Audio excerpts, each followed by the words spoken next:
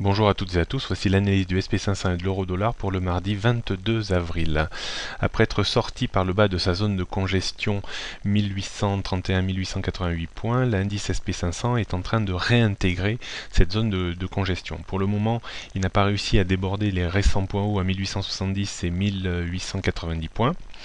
Il faudrait le débordement de ces deux sommets pour invalider définitivement le risque de poursuite de la baisse et même envisager une sortie par le haut avec comme potentiel 1900-1950. Pour le moment, nous n'en sommes pas encore là. Il faut quand même prendre acte de la sortie par le bas de cette zone de trading range, donc une brèche reste ouverte. Attention quand même à une éventuelle rechute. La rupture de 1831 et surtout 1805 points, le point bas de ces derniers jours, entraînerait une nouvelle vague de baisse, certainement un petit peu impulsive, en direction de 1765 voire 1730 points. Donc on note une résistance importante à 1870 et puis 1888 avant 1900-1950, support 1831, 1805, 1765 et 1730 points. Pour moi la tendance reste quand même un petit peu baissière en dessous de 1870 points.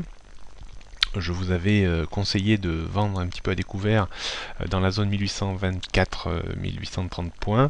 On conservera cette position. On mettra finalement un stop, on relèvera un tout petit peu le stop pour le coup sur le point haut annuel vers 1892 points.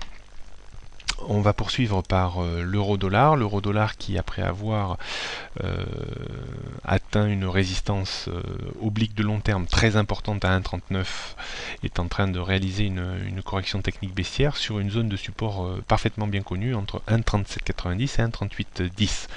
La rupture de 1,3790 provoquerait de nouveau un retour vers 1,37.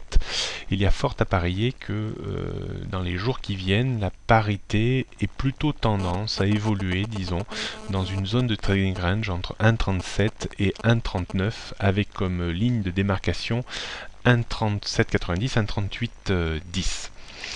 Au niveau des résistances, donc on note une résistance à 1,39, 1,39, 61, 40, support à 1,3790, 1,3750, 1,37, 1,3650 et 1,3550. Pour le moment, la tendance reste neutre et on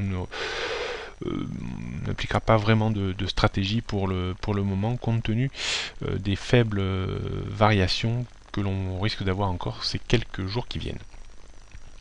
Prochaine analyse demain mercredi. Bonne journée à tous.